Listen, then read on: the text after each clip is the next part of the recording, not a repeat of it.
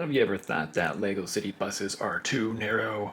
Not only is there too few seats, but there's also absolutely no room for minifigures to even be able to even get to their seats. Introducing 7 wide buses. Alright, alright. Greetings, my fellow squishy blobs of cosmic powder. My name's Hans, Cal Hanzo to this tribe of plants, father of dragons, builder of teal bricks, and berserk for Legos. And in this part 1 video, I'm going to show you guys what 2 of my 7 wide city buses look like. So let's get to it. Onwards to the origin story.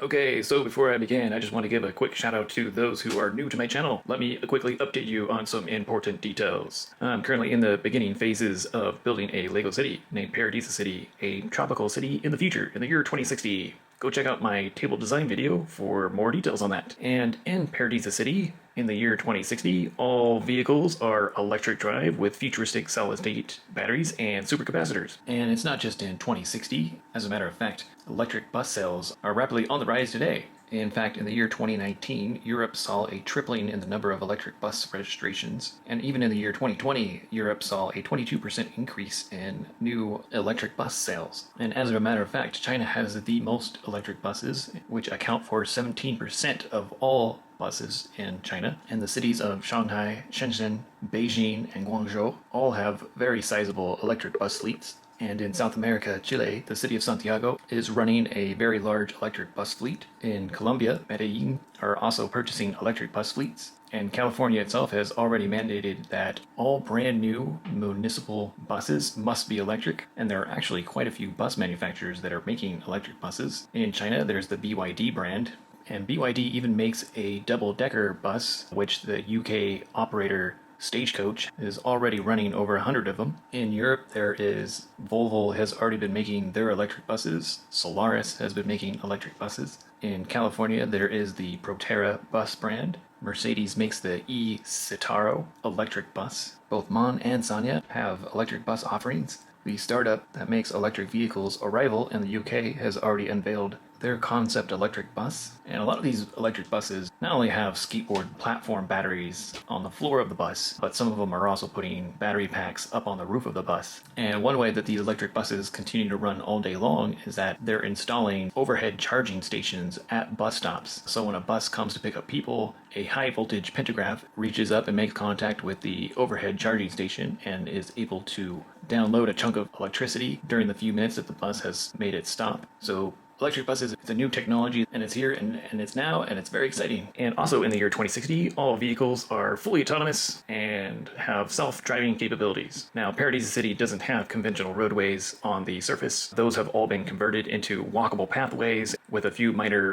scooter highways. And Paradisa City also has a network of autonomous roadways just below the surface in the subterranean level, but it's not for public transport. It's not for personally owned vehicles. So that means Paradisa City doesn't even have a bus transportation system, because Paradisa City already has a better and faster mode of public transportation that is called the Hyperpod system. It's a fusion of ideas. It's the Hyperloop meets Boring Tunnel meets Minority Report, and you can go check out that video on my Hyperloop for full details on all of that. However, there is still a small need for buses for other applications. Corporations may need buses to shuttle employees from one corporate campus to another. There are party buses, there are celebrity buses, there are sports team buses, buses for musical concerts. Politicians need buses for their election campaigns. And also in cases of large events, such as music festivals or concerts or sporting events, those events may employ a whole fleet of buses to do a bunch of shuttling to alleviate and help assist the Hyperpod system from getting overwhelmed. And of course, there's also other applications such as emergency services or mass evacuations that may need buses. Overall, as a daily bus transportation system,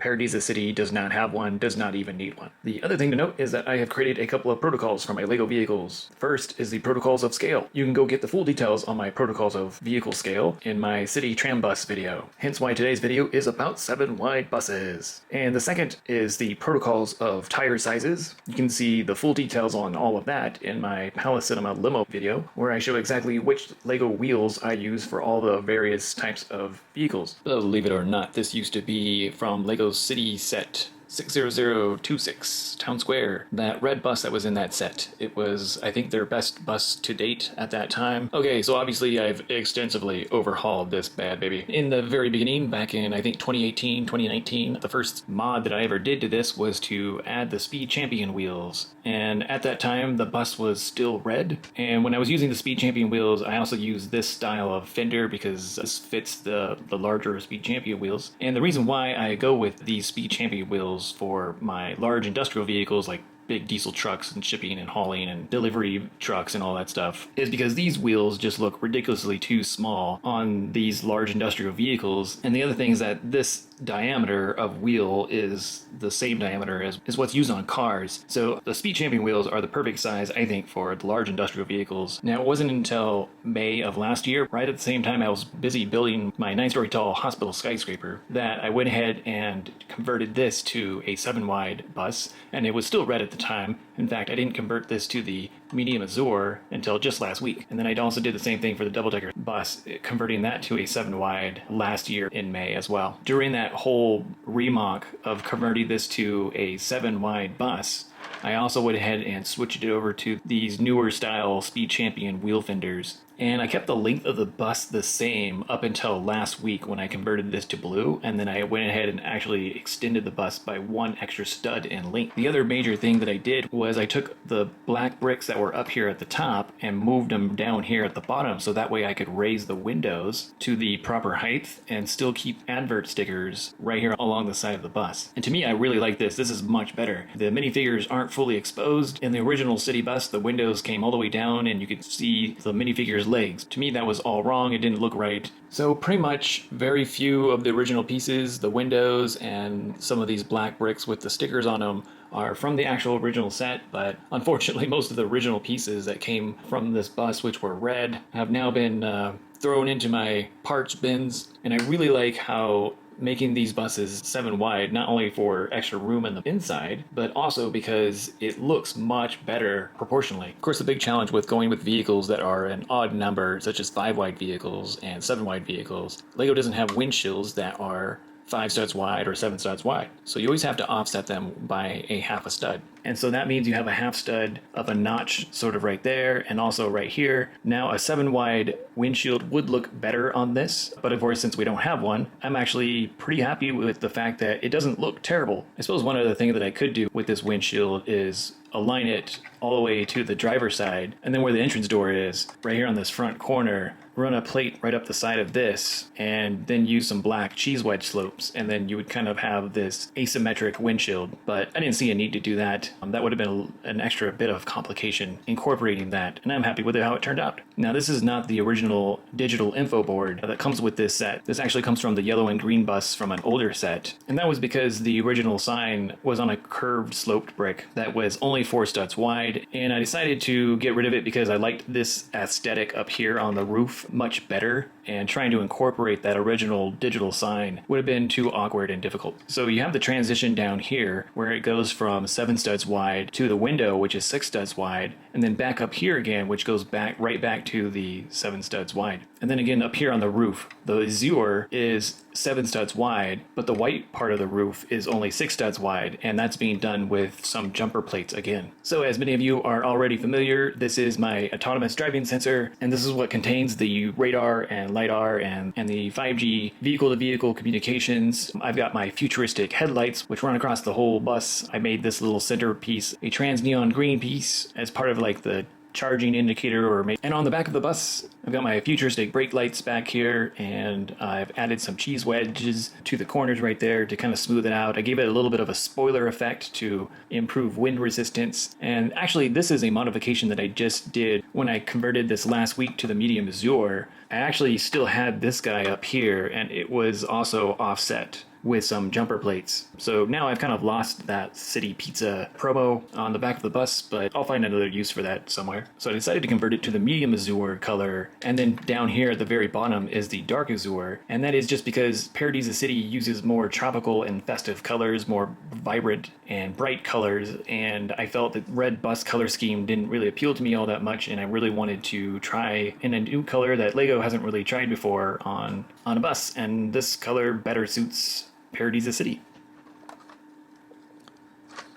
Alright, I took the roof off, so let's look at the interior. Now, it's always been my dream to have public transportation so that there is seating on both sides of the vehicle. If you go watch my tram video, that tram is over 8 studs wide. That works out. I can get a row of seats on both sides of the vehicle. However, disappointingly, 7 studs wide does not accomplish that. You've only got 5 studs of interior space. So to me, the most efficient way for minifigures is to have a clear walking path and to line up all the seats on one side of the vehicle. And I guess that just means that bus suspension on one side of the vehicle is beefed up and calibrated for all the weight being on one side of the vehicle. I don't know, maybe it's got some ballast tanks that can shift the weight from one side of the bus to the other as it gets loaded up. But to me, this is the most efficient arrangement of both seats and having a clear walkable pathway through the bus. Now, the nice thing is that now their minifigures have 3 studs wide of walking space in there. So what I'm doing is I've got some jumper plates down in there, and that basically allows me to have standing minifigures to ride the bus. So having extended the bus by 1 extra stud, I was able to get a total of 8 seats. That's 2 additional seats more than the original set. And when all the seats are filled up, there is an addition of standing room inside the bus for even more capacity. And in order to maintain the rigidity of the bus sidewalls, I'm using these 1x3 corner plates right there. And then I use the 1x6 tiles that span across it. So yeah, the bus is nice and sturdy, nice and structurally strong. And there you can see the minifigures just standing up. I got one of the minifigures, he's kind of holding his arm up in the air to kind of represent him holding on to something. I didn't actually add any details for the minifigures to hold on to, like any bars or railing in there,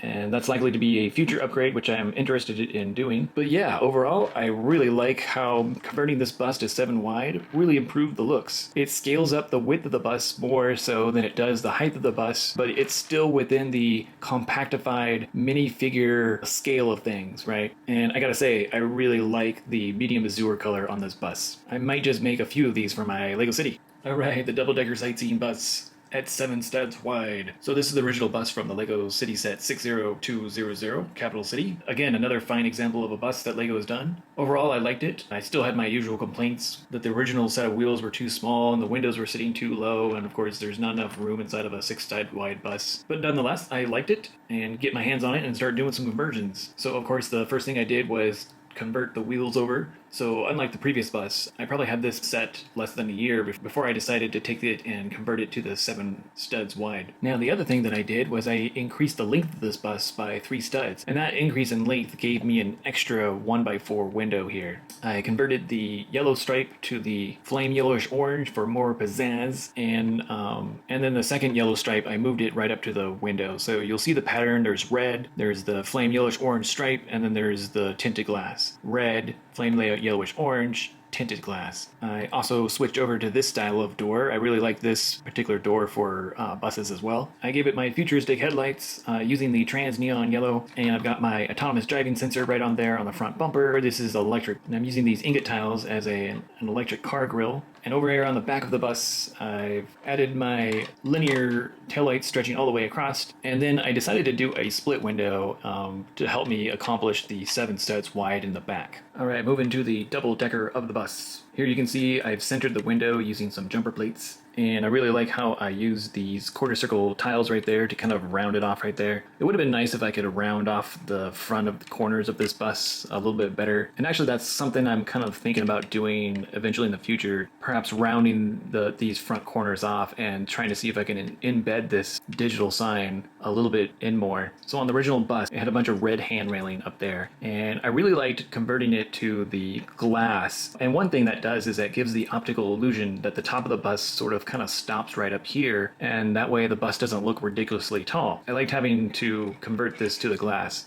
and getting rid of the red hand railing. The other thing was that they had the hand railing turned inwards, so it really made the interior top of the bus look even more narrow. And up top, I've got a total of 7 seats, although unfortunately this seat is not, I can't actually fit a minifigure in that seat because of the windshield piece. So that may be something I'll fix later on. And the other major goal of mine when I was reMOCing this was to add an actual staircase going up to the top here. I really didn't like the fact that minifigures didn't have a way way of getting to the top of the bus. Alright, so here you can see I've got the bus driver right there, and there's no steering wheel, there's just the digital touchscreen. And this bus basically has a pre-programmed route, and if the bus driver needs to intervene, he can pretty much do so. He can control and operate the whole bus right from the touchscreen. Just like how we can drive cars on video games such as Gran Turismo or Grand Theft Auto, you can still operate the bus through the controls on the touchscreen without needing an actual steering wheel or a gas pedal or all that stuff. So here is my staircase coming up. So as soon as you get on the bus, you have the option to go straight up to the top of the bus. And then I went ahead and kept the 2 tables in here. So we've got 4 seats in here. Right underneath the staircase, I've actually added a little cabinet, and that could be a storage cabinet for food items that could be served to these guests on the sightseeing bus, or it could be that the tourists have a place to store their backpacks and stuff. And at the very back of the bus, there is a ice cabinet back there, and up here we've got the coffee machine as well as another drink to be served. So I'm really happy with how these stairs came out. I also decided to give the stairs the grills so that when it rains, it'll catch the water and drain it out of the vehicle rather than a bunch of water pooling up inside. So I forgot to mention, the one unrealistic bit about this is that the exit coming up here to the top of the stairs is only 2 studs wide, which means with the shoulder width of the minifigures, they would kind of have to pivot their shoulders sideways as they're coming up through the exit right there. So slightly unrealistic, but overall I'm glad that I'm able to get some stairs coming up to the top of the bus, and as well as also giving them the ability to have the pathway to walk to the seats that are at the front of the bus as well. One other thing I forgot to mention is that when it comes to Paradisa City, there are no roads in Paradisa City that can support a full-size bus on them. So what am I doing with this sightseeing bus? So I think a great application for this sightseeing bus in Paradisa City would be pretty much on the outsides of Paradisa City. Maybe there's some great viewpoints and vantage points along the coastline, along a highway. Maybe they can do some whale watching. Maybe these sightseeing tours, or maybe inside of a national park like Yosemite National Park. It will drive you around the park and you can go see all the great magnificent views of the national park. Alrighty guys, those are my 7 wide buses. Now I'm really curious what you guys think of the 7 stud wide buses. Do you guys like 7 stud wide buses? Would you do 7 stud wide buses, or would you just stick with the 6 stud wide buses? Let me know in the comments below. And if you like these buses, go ahead and smash the like button to this video. When you leave comments and when you leave likes, you're helping this channel out, and it lets the YouTube algorithm know to share it with more and more people. Alrighty guys, and on that note, I'll catch you guys all later in the next video. Hey, Jungle Dragon. Hey, stop trying to eat the minifigures. They are not your delectable snacks. Leave the minifigures alone.